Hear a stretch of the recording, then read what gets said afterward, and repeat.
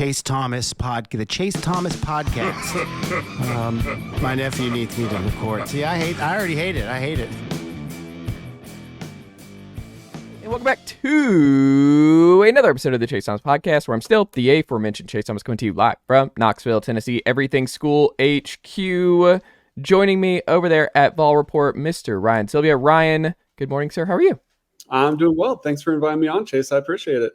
Thank you for being here. First timer here on the program, but I've been reading you for a long time now over there at Vol Report, and I wanted to pick your brain on both the men's and women's hoops teams here with, weirdly enough, it doesn't feel like it, but basketball season is very much around the corner, sir. It does feel really weird. I mean, exhibition on Sunday for the men's, and then the next Thursday, the Lady Vols get their exhibition. It doesn't feel right. It feels like football season, but I guess that overlaps. It's that time of the year already.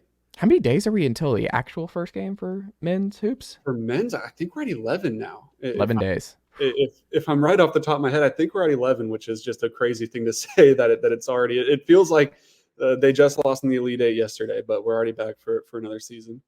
I wonder if we're going to be able to pull Vol fans from Lakers games because they're quite invested in Dalton Connect's future. It is funny to me, though, I will say.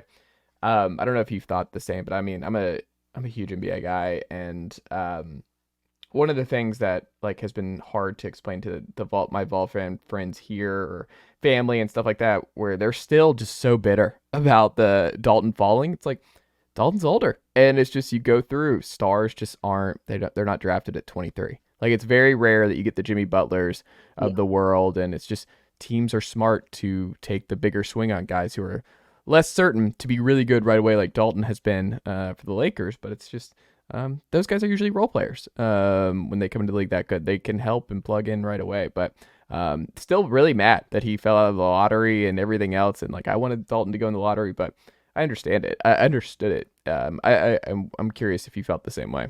Yeah, I think it was frustrating in the moment because you saw the production that Dalton had. But I mean, at the end of the day, the chance for him to go to a huge market like Los Angeles, now very quickly, he's been one of the most talked about rookies in this class, just because you're playing for the Lakers alongside LeBron. And obviously you have LeBron's son as your kind of rookie mate going into things. At the end of the day, it's probably good for him. I think you would rather him play for a Lakers team where maybe he gets 15 minutes a game in his rookie year, not as much as he would for the Wizards or something, but you're probably competing for a playoff spot and to try to win a championship, and you're on a competitive team. So at the end of the day, I think it's good, but you're right. I think a lot of Tennessee fans too are kind of Lakers fans right now. I know my girlfriend's family is number one Tennessee fans through and through, and kind of the day after the draft, my girlfriend's mom's on Fanatics looking for Lakers gear and stuff, ready to kind of, because she never really cared too much about the NBA. So she's just all right, I'm a Lakers fan now because Dalton's there. But it kind of does speak to he was only here for 1 year. He was only in Tennessee for 1 year, and Tennessee fans gravitated to him so much that it's already it's like a Hendon Hooker effect, where it's he gets drafted by the Lions, and you see a lot of maybe former Titans fans, even after they drafted Will Levis, that were all right, Lions are my new team. I'm following my guy. I was even going to say it's not this high, but it reminds me more of Peyton. I had family members who were Colts fans just because they moved over to follow Peyton. I think friend of the program, Jack Foster, was a Colts and Broncos fan because following Peyton throughout. So that's what it feels like to me. Is I think it's going to stay. And to your point, Peyton was here for 4 years, and that made a little bit more sense in terms of you had a lot more time to really be invested. I mean, Georgia fans have that with Stafford. My close friends, Matt Green on the Pod Divided, his NFL team has always been the Lions because he followed Matt Stafford from Georgia to Detroit, and that's kind of how it goes. But Dalton is just so different, and college basketball is different because, I mean, he wasn't a traditional one and done because he didn't go 18 to 19, but he was a one and done in terms of availability at Tennessee. I feel like he would have stayed longer, and I think he's talked about it where it's I think in a perfect world he would have been here all 5 years, I guess, in college basketball. But that's just not how it worked. But like you said, it's very rare to see 1 year a guy just, especially he didn't win the title. You didn't make the Final Four. You had a special season, but it wasn't it's just wild to look back on how strong of an impact Dalton had on this community. And I think it's going to be for the long term. And I think part of that too is you look at VFLs in the NBA right now, and there's a good chunk of them. Like you Yeah. have Tobias Harris, who's been a really solid NBA player for a while. You have Grant Williams, who's bounced around a little bit, but has carved out a nice role. But there's not a bona fide star from Tennessee in the NBA. There's not the Candace Parker that was in the WNBA, where every Tennessee fan could just point to them. Or, as you said, the Peyton Manning in the NFL, where that's a true star, a future Hall of Famer level player. And so Tennessee fans have kind of been waiting for that next generation of Tennessee basketball to have that guy in the NBA, because they've been so good in college. They've had such good college teams under Rick Barnes, but we haven't seen that translate to like a true NBA star. And I think a lot of people are thinking that maybe Dalton could be that guy. We'll have to see. I'm not going to say he's going to be a 10-time NBA All-Star and hunting for MVPs or anything, but I think he could be a really effective NBA player, which would be really fun for Tennessee fans. Absolutely. Well, switching gears here just a little bit. You wrote a really good piece on Tennessee's strength and conditioning program. I would like to hear about what went into that and what made you want to write about what's going on there and what you found.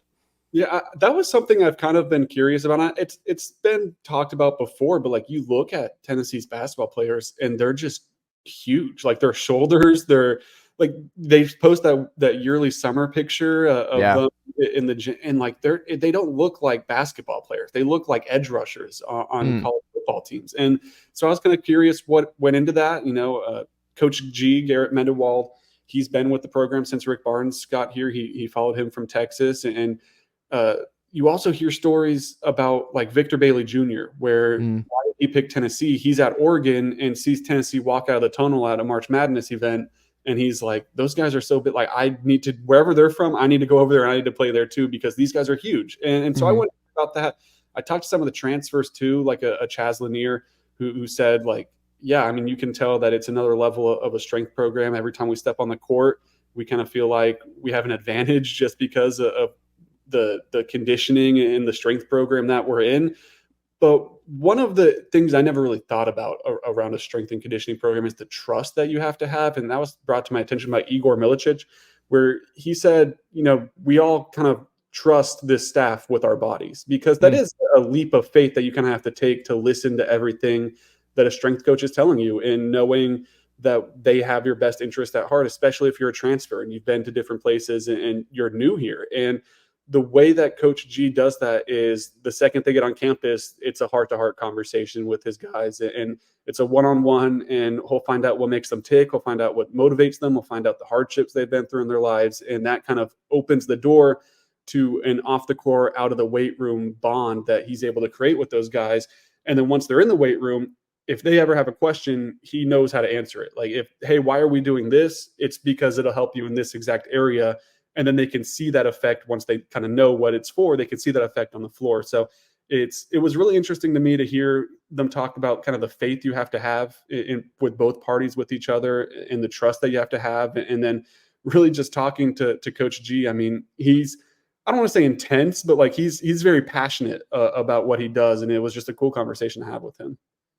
Yeah, I mean the photos themselves, I don't like, it is kind of wild every time. It was I love that story idea, because I mean they're in shape, and you kind of, Rick Barnes is one of those systems where you better be in shape, because the defense, it doesn't matter how good offensively we're going to make things, we're still going to be a defense first program, and like the guy who's obviously the best shape is Zakai. Like Zakai is just unreal in terms of just his level of stamina and strength and conditioning that he has to put himself through, because I mean he is he's playing a lot, and that was one of my worries. I don't know if you remember that last year in the tournament, where I'm talking with Ryan and guys, I'm like, man, he's just like the whole Freddie DeLeon thing behind him, and that ship had sailed by that point. But in terms of just the amount of minutes he was playing, like Zakai can't sit. Like he's just one of those, and I'm really curious this year what that looks like for Zakai, because I think Bishop Boswell feels more like a Rick Barnes point guard to me, and I wonder if he's able to relieve some of Zakai's minutes, because this is it for Zakai, and you're playing this team that I think can win a championship, make a Final Four, and I think they're deeper than they were a year ago, and it is going to be very interesting to see what this team looks like in terms of the strength and conditioning this year, because I think this group is going to be deeper than that team last year. They don't have a Dalton Connect on this year's roster, but I think this team's going to be deeper, and I think it's going to be more of a Rick Barnes special in terms of their defensive versatility and upside. Do you feel the same? I do think it's a deeper team. I think part of that is just you had that trio of freshmen from last year. They're sophomores now, and you expect a lot of the Cam Carr and JP Estrella especially, but also Cade Phillips as someone that could maybe come in if you get a Felix or JP in foul trouble, that especially in that situation, he could come in. I still think it's going to be Zakai Ziegler playing almost 40 minutes a game, though, especially in games where Tennessee needs to win, in SEC big game, or when you're playing Illinois on the road, or, of course, when you get to March Madness. It's going to be really tough to not have Zakai Ziegler on the floor for pretty much 40 minutes of that game. And he's shown he can do it. But I think that also plays into, as you kind of alluded to in March Madness last year, where he's gassed by the end, like rightfully so. He's playing so much in such a short period of time. Like, that's really tough to sustain. So I am curious even if maybe it's for the detriment of the team at the moment, that you try to get him a little bit of rest, try to get some legs back under him with the Bishop Boswell. Maybe you try to insert a Jordan Gainey in there, Jahmai Mashack, like they've done in the past, where you just kind of try to do it by committee a little bit for a little stretch of the game. Or you stagger Chaz Lanier. Like, that's very common in the NBA. You stagger him where he's a lead guard when Zakai sits for a little bit. And I don't think, too, that they necessarily need like a true point. Like, Zakai Ziegler is a true point guard. They don't necessarily need a true point guard on the floor at all times. Obviously, it helps. And when you have one at the level of Zakai Ziegler, that helps. But like, they're fine with Igor Milicic taking the ball down the court. If he gets a rebound, they want him to put it on the floor and push it. So I think having guys that are versatile like that also helps. But I mean, man, if you're playing Alabama and you need a win here and you're trying to win an SEC championship, Zakai Ziegler's going to play pretty much 40 minutes. And especially, I mean, it's his senior year. He's not going to want to come off the floor. He's going to want to play every minute. It doesn't matter if they're playing Austin Peay. He's going to want to play 40 minutes a game. So it might just be tough in that respect, too, to say, hey, Zakai, come sit down for a few minutes. I mean, he's not going to wave off Coach Barnes, but he might want to. This is the same thing that's happening with football right now, where I feel like I'm just screaming into the void in terms of where Dylan Sampson's at the moment, because we're on the Kerryon Johnson 2017 Auburn path right now with Dylan Sampson. He's passed Jalen Wright's entire carry total in 2023, and he 26 carries again, a lot more contact right at the line of scrimmage than Jalen was dealing with last year. I think the line play was better last year. And you look at it, you're like, all right, well, if you're playing for the college football playoff and right now you're in a good position to make it, the worst case scenario here is the guy that you've used to get to this point is not available because he's extremely banged up by the point you got to begin with. So, like, what are we doing here? Like, eventually you're going to have to start rotating. And I'm hoping with this bye week that we see a little bit more Deshaun Bishop. I'm not like, let's go down to 12 to 15 carries, Dylan Sampson. But, like, let's go to 18 carries. Like you have to just be like, I understand you're the leader of this team and this, but no, it's in the Squirrel aspect where it's like Squirrel's not right now. Sorry, Mike Matthews, you're playing in the slot. We're doing something different because like clearly there's something off and we have to sit you for a little bit. Just get right and we'll come back to you. But yeah, I just think with Zakai, it's like, I don't know. I'm gonna get some tickets behind the bench early on this season, and I'm gonna be like, hey, Rick. I'm counting here. We're at 37. And this is Ole Miss. Like we got to stop. Like this, it's Bishop Oswald time. The game's in hand. I don't know. Maybe I overthink this, but it's definitely where my mind's gonna be at for most of this Tennessee season, where I'm just tracking the Zakai minutes, right? Where I'm like, what are we doing? We're playing for bigger fish here. Like we're playing for a title. No, I do like that comparison too with Dylan Sampson because it's even behind them. It's really similar. I think there's trust in Deshaun Bishop that he will turn into a good player, and trust in Cam Seldon and Peyton Lewis that by the end of their career they'll be effective and there'll be guys you can trust and give a good load. But right now, I don't think that trust is there. Deshaun Bishop more than the other guys, but you can tell obviously they still don't want Deshaun Bishop to be taking more than 5-6 carries a game against SEC opponents. And I think that'll be kind of a similar situation with the Bishop Boswell, where they like him. They think he fits what they want to do. They think that by the end of his career or by maybe even next year that he could be a piece they could rely on. But this year we'll have to see. And it's going to be tough to not just ride the Zakai Ziegler, ride the Dylan Sampson, who've proven that they can be all SEC type of players. I mean, Zakai Ziegler is as good as it gets in the SEC. Dylan Sampson has a serious case to win SEC Offensive Player of the Year. Like, they are elite in one of the best football conference, debatably the best basketball conference in the country. So it is tough to take them off the field or court. But part of that, as you mentioned, does kind of have to do with what you have behind them and the youth that you have behind them. Not that they're bad players, but maybe they're not just fully ready for the moment yet. Yeah. Flipping gears here on the Lady Vols.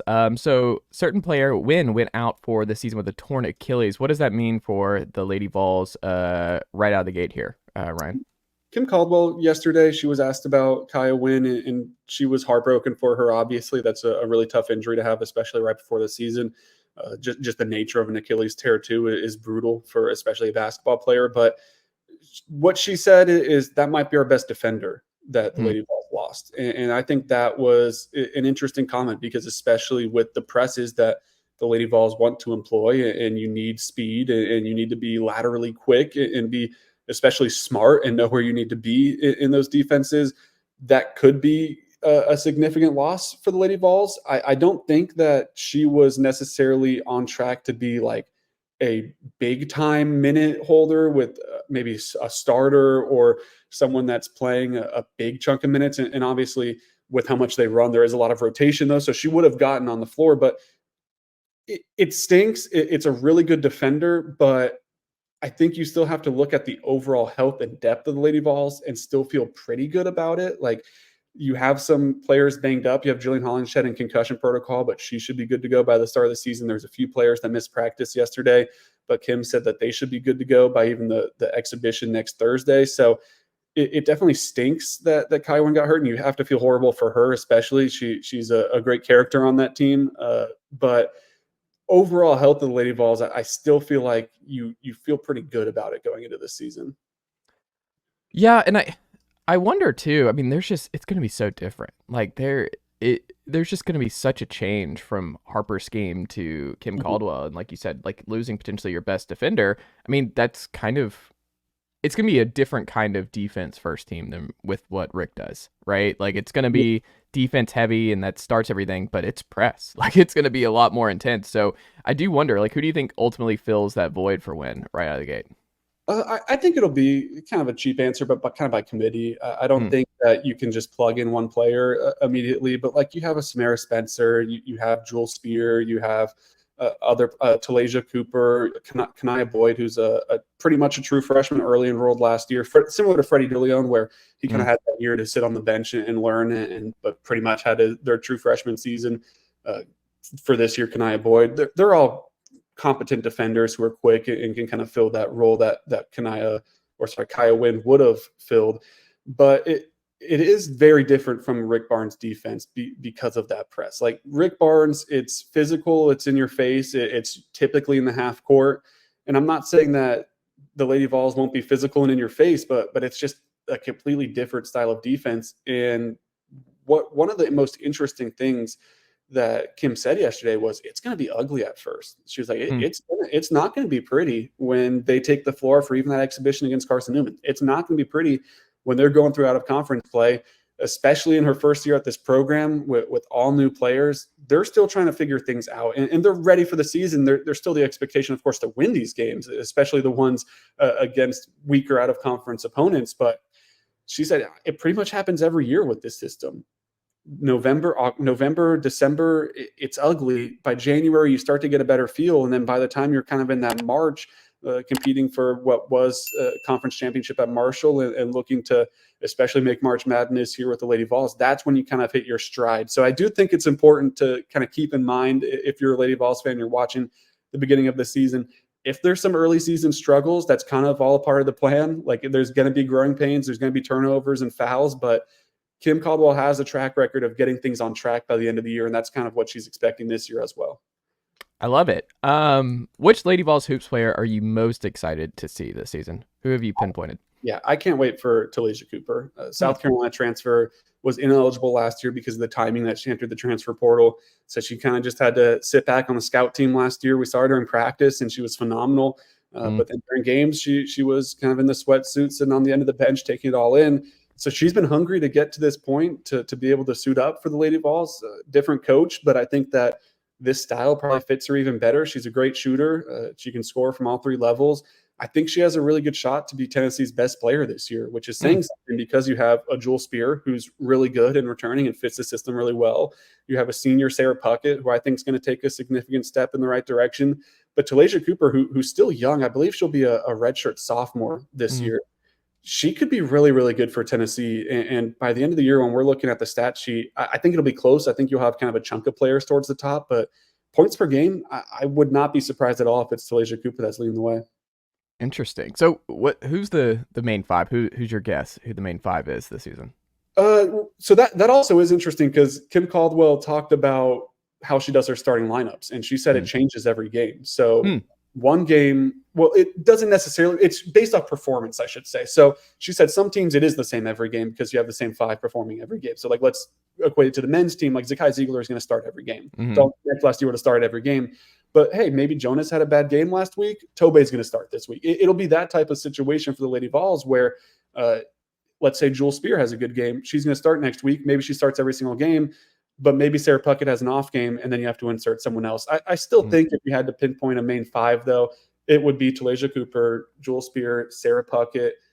At the forward spot, I think it's going to be a pretty 50-50 between Z Spearman, the transfer from Miami, and then Jillian Hollingshed, who's really fit for the system too. And they're both really mobile bigs, which is, I think, pretty important. And then you just kind of have to find maybe that'll be the rotating piece then after that. Is it going to be Samara Spencer, who's more of a true point guard? Is it going to be someone like Tess Darby? Maybe she heats up from range. Is it going to be Alyssa Latham, a transfer from Syracuse? I think maybe it'll be that last spot that's more of the rotation, but I feel good about Sarah Puckett, Jewel Spear, Talaysia Cooper, and then one of the two bigs between Jillian Hollingshed and Z Spearman. I like it. Chaz Lanier came off the bench in the Davidson game, right? Is there something to maybe Chaz Lanier being like this immediate off the bench, just flamethrower because he's probably the best shooter on the team, a la Dalton Connect last year? But is there a pat? Could you see Rick cooking something up or Chaz Lanier? I mean, it would be a big ass, like a transfer like Chaz. I don't know. My brain was immediately thinking like, who could you give confidence to, like a confidence boost because you have Chaz coming off the bench, and who could you get away with? And it's like, well, if you're going to go like Dubar, Igor, Jahmai, I would say like if it's for Gainey, I don't really see the upside there. But if it's for Cam Carr, where you're like, oh, Cam Carr's playing really well. Like, we're going to, like, Cam, you're going to get an opportunity to run with the ones and see what we have. And then if you're not playing well, then Barnes immediately pulls Cam or something for Chaz. Like, I don't know. Like, I'm in full on Vols men's hoop fan fiction with Chaz Lanier coming off the bench. Ryan. I don't think that Chaz Lanier is going to come off the bench. I wouldn't put it past Rick Barnes. Like, if that's especially how they start the season, I wouldn't be shocked. We saw that with Zakai Ziegler for the first half of his career. He was a guy that came off the bench, and then he finally kind of etched his way into the starting lineup. But he pretty much started as a bench player, as like a 6 man of the year type of guy. Remember the Colorado game? Barnes was disgusted. I remember that Colorado game where it was like, oh, Zakai's never starting again. So I mean, I wouldn't be shocked if that was the case. I still think Chaz Lanier's gonna start. I think you talked about kind of giving confidence to maybe a guy like Cam Carr and seeing what he can have. I think the opposite maybe kind of plays into that too, where like a guy like Jahmai Mashack, I don't think has any ego about coming off the bench. I don't think that he would be a guy that's like, oh, I need to start. He's comfortable in his role. He knows what his role is, and it's to be, in my opinion, the best defender in the SEC. And so you have spots that you would put Chaz Lanier in, and he's been really good. Obviously, he dominated in that scrimmage, and I expect him to have a really nice game against Indiana, kind of similar to what Dalton did against Michigan State, where that was a little bit of the coming out party. And I'm not saying that Chaz Lanier is going to be SEC Player of the Year and one of the best players in the country like Dalton Connect was, but I think he's going to be the leading scorer. I think that he's going to have a really nice year for Tennessee and be really efficient. And I would have to assume that would be him starting games. But once again, too, it doesn't necessarily matter who starts the game, it's who finishes it. With Zakai Ziegler, as we mentioned, a guy who didn't start, he was finishing all those games. So that's still what matters. Yeah, and I just feel like Jahmai, like I've been the president of the Jahmai Mashack fan club for many years here, Ryan.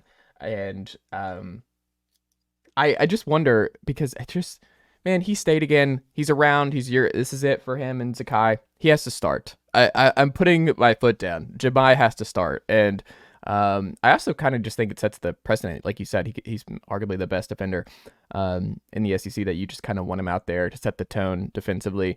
And hey, Rick Barnes, he said a couple weeks ago, best shit. Like what is he? What did he say about the shooting from Jahmai? He was like the best shooter. Like he's been our best shooter this summer or something. Yeah, so I can't think of the exact quote off the top of my head, but it was something along the lines of he's been our best shooter this offseason. Yeah. He's been the most efficient. He's made the most shots, and I do think that will be kind of what maybe puts him in the starting line.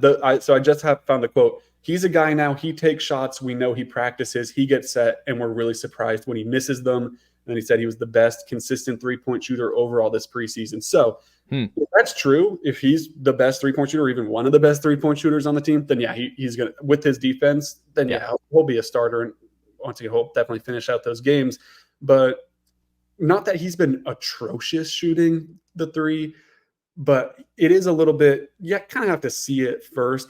Practice is one thing. If he comes out in this scrimmage on Sunday or early in the season, he's knocking down those shots, then I mean, yeah, then I'll start to believe it. And maybe that's a guy that will vie for a lot of minutes, which this is kind of off subject, but I think Jahmai's the best defender in the SEC. Like I said, it's still a Zakai defensive player of the year to lose, though, because of the minutes he plays and the counting stats that will accumulate between steals and things like that. If Jahmai Mashack can shoot the ball really well and he's on the floor for a lot more than he's been, well, then maybe Jahmai can enter that conversation because he'll have the minutes and the stats to back it up. Yeah, and I mean, I think it's a lot with confidence with Jahmai because like you said, his numbers weren't. I remember Ethan sent the SEC totals. Like his SEC 3-point percentage last year was solid. Like it was above league average. So it's more of a confidence thing with him. I feel like where look, man, if you're open or if there's a lot of tension on Chaz or Igor or Darlin Stone in the corner or wherever, then you gotta shoot those because I think he's gonna have a pretty healthy amount of open looks, and I think defenses are gonna make him prove that the Barnes stuff is real. From this summer is that Mashack is a capable 3-point shooter who is going to pull up and take those shots. Like I think that's a big part of it for Jahmai this year is just the confidence to get those off, and if it doesn't go in or if you miss a couple, you have to figure this out. Like to keep getting those shots up, or it makes it more complicated for you to close games, especially tight games and stuff like that. Like, I mean, that's the final thing to unlock for Jahmai. It's like, you don't have to be a go-to usage guy, but if the shot's there and he's improved even in that regard, and especially in confidence, that's huge for Tennessee. And that's a really, really good basketball player. He's already solid, but that's the final thing for him to unlock. And it's also potentially like how he's an NBA player or not, is just hitting those shots. And I think what will help him too is you have to respect his drive. He's really quick. He's really physical. So if he can combine that with a little bit better touch around the rim too, he's been able to get to the rim, but maybe finishing more shots at the rim, then you really do get in a pickle if you're trying to close out on him. Do you fully commit to the closeout and let him drive past you and get to the rim? Or do you let him take that shot that he's been working all offseason on? But I think you're right too with NBA wise. He's an older guy, so the draft stock's declining as it does with every single player in basketball past the age of 18. But if he can start knocking down shots, I mean, a veteran guy that's played a lot of basketball, that's an elite defender and can hit threes, that's a guy that's going to make a lot of money in the NBA as a role player and be really kind of, I mean, and that's someone too that's probably a late first, maybe mid-second, even undrafted guy that finds his way onto a team that's competing for a championship and maybe plays 10 to 15 minutes a game, but gets millions of dollars and wins a couple championship rings because of the situation they're in. So you're right though. If he can start hitting shots, I don't want to start some crazy NBA talk just yet, but if that's true, like if he's hitting threes, then who knows? Well, and this is just defense, on-ball defense, and just you look at the UVA guys over the years with Bennett. I mean, Ryan Dunn was just a late first round guy, and there was nothing offensively in college for him. And the Suns take him in the late first, and we'll see what he looks like. But it's just kind of one of those where Mashack, his just on-ball defense, it's just we're in a positionless game now where I do think his game is actually probably the most conducive like that kind of 3-and-D where he could hang around in the NBA for a while. Because a lot of the questions, the opposites were true with Dalton. It's like, no, the offense is going to be there. Dalton's going to score, but it's just, is he going to play good enough defense to stay on the floor in the NBA over the years? And I think the opposite is true with Mashack. It's like, if Mashack can shoot, if Mashack can just hit a couple open threes, or just defenses have to care about him in the corner or anywhere else, like I think Mashack has a skill set that could make him a lot of money over the years. The UVA comparison's really interesting too. I mean, Trey Murphy's another guy who just got a 4-year, over $100 million extension with the Pelicans, and he was good in college. He was a really good player for Virginia in college, but he wasn't Dalton Connect level. DeAndre Hunter, someone that won the 2019 national. We're not talking about DeAndre Hunter, Ryan, as a Hawks guy. I'm not going. We're not doing the DeAndre Hunter thing. Well, I'm not. No. 4th overall pick. He's probably the 3rd best scorer on that Virginia team, though, and he's the 4th overall pick because of what he was able to do on both sides of the court. My parents both went to Virginia, so I've watched my fair share of Virginia basketball. So those guys. My NBA team traded up for DeAndre Hunter, and I still can't. I can't escape the guy. He's been here forever. I can't escape it. Your way, he'll be all right. He'll be good. I talked myself in, and I was like, he's older, but he's got this. There's some Kawhi Leonard stuff there, and it's just like, no, there's not any Kawhi stuff Leonard there, Ryan. There's nothing there that's gonna make me excited about DeAndre Hunter basketball. Like, I can't do it. Right? DeAndre Hunter has just. It's not his fault. The part of the problem is DeAndre is just solid. Like, if he's healthy, he's okay, but it's just. You traded up, and where he was drafted and everything else is just it drives me nuts. I need to move on from my life. I need him to go be the 6th guy on the Celtics. I need it to end. The conversation around him, I think, is a lot different if he's drafted 10 spots later. If he's a late lottery pick and you're sitting there and you're like, oh man, that guy's scoring 15 points a game and playing pretty good defense, like that's a good thing. But since it's the 4th overall pick and you look at other 4th overall picks and top 5 picks in recent history, then it does kind of, I understand the sting a little bit there for sure. It's brutal. It's brutal. But hey, one last night, Dyson Daniels' season is here. Another guy, defense first coming in, and but he came in a lot younger. But final thing here, and we'll wrap up today, Ryan. Who are you most curious about in this Tennessee men's team's rotation? Who do you have the biggest question mark on that you just don't know how this is going to work for them this year, and you're really curious to see it play out? I'll say 2. One, Cam Carr is the hype real. I'm a little skeptical of like the 1st round pick hype that he kind of randomly got over the summer, but I do think that he could be a really good piece for Tennessee. And one thing watching their practices, they're really hard on him in a way that I think shows what their expectation for him is, where it's like, we think you could be really good, so we're going to coach you really hard to see if we can get you to that level. So that's one of the question marks. I'm curious how good he's going to be this year. Maybe he plays his way into an NBA draft pick or undrafted free agent signing and leaves after 2 years, or maybe he wants to come back another year and build off of what he's able to do this year. So I think either of those options are on the table, and I'm curious to see what his season exactly looks like. I would tend to lean towards probably coming back for a 3rd year, but obviously we're sitting here in October, so who knows what the season holds. But the other guy is Felix Okpara. I think he's going to be really good. I'm mostly curious to see what his foul trouble situation is going to look like, because he's really physical in the paint. And we saw with Tobe Awaka, he was really physical in the paint and he had really good games, but also it seemed like he went into games with 2 fouls already before he even checked in. And is that going to be a similar situation with Felix? Is he going to be able to play good defense at the rim and be that rim protector without getting into foul trouble? Or is he going to be someone that, you like his defense, you like what he brings, but he's only able to play 20 minutes a night because he's just fouling too much. And he's still a younger guy too. So there is a tough balance to find. And then after that, I mean, does JP take that step in his sophomore year to be a really good second-year center? Is Cade Phillips in the mix, especially if Felix or JP, like we talked about earlier, do get in that foul trouble? What does Cade look like? He's an athletic freak, but he's still maybe trying to put all the pieces together there. So that, I guess, that center position as a whole, but especially Felix in that foul trouble is something that I'm going to be watching out for early to see how he kind of manages physicality while staying on the court. Well, and the good thing is you're just kind of deep there. I mean, Estrella, like, you feel good if Felix, like, he doesn't have to just worry about getting into foul trouble all that much, because Felix, I mean, you have JP Estrella. If he's healthy and everything, then you feel okay. And like you said, Cade Phillips still figuring stuff out, but there's a lot of Fulkers in there. Like Cade Phillips, I just feel like is going to be a multi-year Rick Barnes guy, and he'll be solid. And I don't know. I'm not really worried about the bigs as much. I'm more in with who you talk about first, where I think two things could be true, right? Cam Carr, the hype could be warranted, but part two of that is I don't know where he plays right now because I just don't, barring injury, I don't know how this works because Jahmai's going to play a bunch. You bring in the transfers, Igor and Darnstone. You are going to, like we talked about, Cade Phillips is going to play. I'm just looking around. Jordan Gainey is back. He's going to play. I think he's ahead of him. Sakai, we already talked about, plays nearly the entire game. So that gobbles up a bunch of minutes right there in terms of just staggering guys, this, that, and the other. Chaz Lanier is going to play a bunch.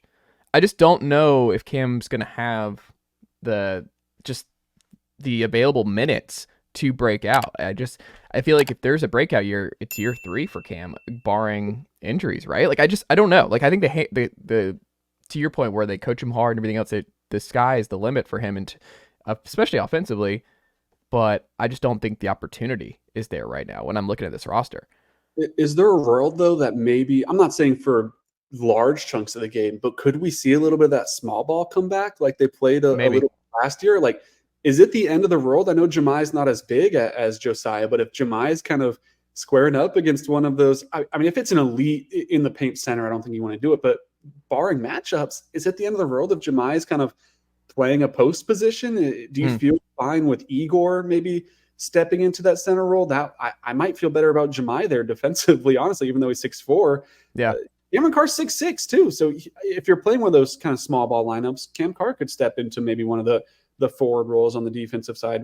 I think that's a lot of matchup dependent. Maybe if you're playing Alabama type of team, that makes a lot more sense, who likes to run the floor and not really go back to the basket, compared to, like, obviously Zach Edey's not there anymore, but a team like that, I think that's going to be a lot tougher of a task to do. But maybe that's how Cam Carr gets a little bit of his minutes, is Tennessee maybe doesn't have Felix or JP on the floor, and that maybe opens up a little bit of space. I think that could be something we see for 5-minute stretches here and there. And I'm curious to see exactly how Jahmai would stack up in that too, if he was asked to guard a bigger player like that. And we can never rule out, like, Cam just plays really well and pushes his way into the rotation and pushes his way up because he has that kind of talent. Like, that's definitely a possibility. And he has the confidence too. I mean, we've seen him pull some pretty unwarranted maybe 3-pointers in his time. Hey, fire away, man. You have to love that. You have to love that he's going out there. He's making, it's like Gaston Moore against Alabama. I got one snap. I'm gonna let this thing. Well, hold on. I don't know if that's. I don't know. You had me in the first half. Cam Carr's probably got a little bit better of an upside than Gaston Moore, but you have to respect the confidence. You have to like, especially as a freshman who does have a bunch of talent, to go in and be confident in his shot. So he's going to let it fly though. And if he's got the talent, which I think he does, maybe he does find his way into forcing the coach's hand. And one of the situations, you don't want to complain about not seeing the floor. You just want to be so good the coaches can't help but to play you. Maybe that's kind of a situation with Cam Carr. Ryan, Sylvia, what can the good folks check out from you over at volreport.com this week? Yeah, we have obviously a bye week for Tennessee football, but football season never sleeps in Knoxville, especially during the actual season. So we have football coverage all week. Obviously, the men's exhibition on Sunday, Lady Vols coverage from Media Day yesterday, leading into their scrimmage on Thursday. And then Tony Vitello, probably as we speak, meeting with the media right now. Noah Taylor, my coworker over there with Tony. So he'll have some baseball coverage too. So really, we have to pride ourselves. Everything you need Tennessee athletics, we have you covered over at volreport.com. Sorry, Tony, no Vol baseball right now. I just can't. I can't. Basketball's had to come out. Sorry. No coverage. No coverage for the next 3 months, at least. Sorry. Can't do it. Nope. There will come a time in 2025 when we can dive back in, but no. Too much on our plate right now, Ryan. Us writing and podcasting about it. I can't do it. Can't do it right now. It's with the everything school territory, though. It really does. If you want to be an everything school, then it's going to demand attention from multiple sports multiple times. I mean, hey, softball's looking like they're going to be a pretty good team again. Volleyball is trying to make a little bit of a run here at the end of the season. So it's everything on UT's campus right now. Feels like it's going in the right direction. Yeah, I think golf is recruiting really. They're on like a heater right now too. Like, you pick your poison, and you can find some positives to take away from just about every program. So I've said Tennessee fencing was a sleeping giant here in Knoxville for many years. Many people forget that, but I've always said they're an Olympic sport giant away from Tennessee fencing. Really, really breaking out. I'm waiting for Tennessee to adopt gymnastics. My sister was a gymnast. She did gymnastics at Auburn. So Okay. I've been to my fair share of gymnastics meets. So I'm waiting for Tennessee to join the SEC party with a few of those other schools and get in the mix there. Are they long? Like, because swimming meets were the worst. My brother did that growing up, and there's nothing more. Well, A, I wasn't a swimmer, but B, like, there's nothing to do. Like, the swimming meets are the most inefficient ways of doing any kind of sporting event of all time. We got to move this thing through. It's a whole day, and then it's like done. Like, you're there a whole day for like a minute and a half, like 30 seconds, whatever it is. It's wild. Like, there is no way I will not, like, if I have a child, Ryan, guess what they're not doing? They're not swimming. We're not swimming. We're not going to the meets. We're going to learn how to swim, but there's no meets. We're not doing those swim meets. There's nothing worse in sports than a swim meet, but I didn't know if gymnastics was the same thing, where it's just like this thing's really going and nothing's happening. I'm sure I would bet swimming's worse, but gymnastics was tough. It was definitely bring the DS and a charger and there you go. Get some time in on the DS while you're waiting for the 2 minutes for four events. And not a PSP guy. I did have a PSP. Yeah. I'm not the biggest hockey guy, but for whatever reason, I loved the NHL game I had on my PSP, and I was grinding my Predators franchise on the PSP.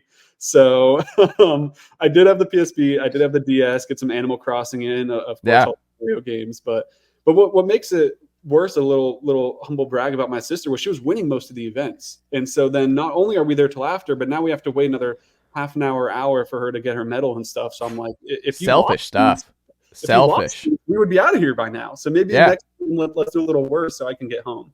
100%. Like, you don't need to win all the time. Like, think about your sibling here. It's not all about you. I know you got the full ride to Auburn for it, and that's great and all, but I think in the grand scheme of things, me getting home a little earlier would have been more beneficial. Oh, 100%. I'm on your side there, Ryan. Ryan, Sylvia, always a pleasure. Go subscribe, Vol Report, if you have not already done so, and keep up with Ryan's great work over there. Ryan, we'll have to check back in again soon. Yeah, I appreciate having me on, Chase. Thank you. Nicely done, nephew. The Chase Thomas Podcast. Hell yeah.